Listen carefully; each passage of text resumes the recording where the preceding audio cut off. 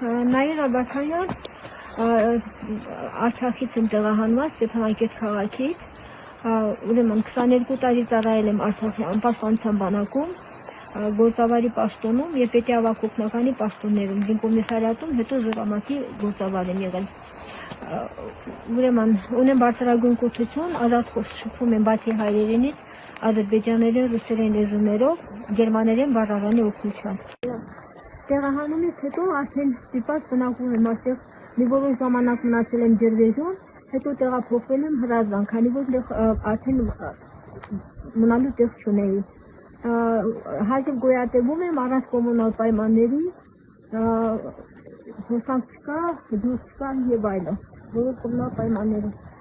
Ստիպված մնում եմ այստեղ, որովհետեւ տները վարձով շատ թանկ են, հնարավորություն չկա մնալու։ Ունեմ Արցախյան պատերազմի հաշմանդամ զավակ, որը անհապաղ վիրահատության կարիք ունի, ման եմ գալիս բուժնարկություններին բուժելու նպատակով։ Խնդրում եմ բարերարներին, ովքեր կարող են, գան տեսնեն, ինչ պայմաններում են բնակվում։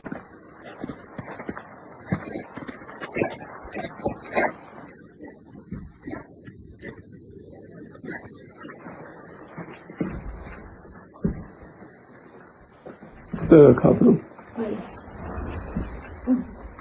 Անմարդկային պայմաններ։ Ստեղ Աջուրը գարաժի մեջ, դինհալը գարաժի մեջ, այս ավտոտնակի մեջ, ջուրը չկա, դրան փոխարեն շորերը, ու նստած քնում եմ, բախելալով որ կնքնեմ էսի ավայի մեջ։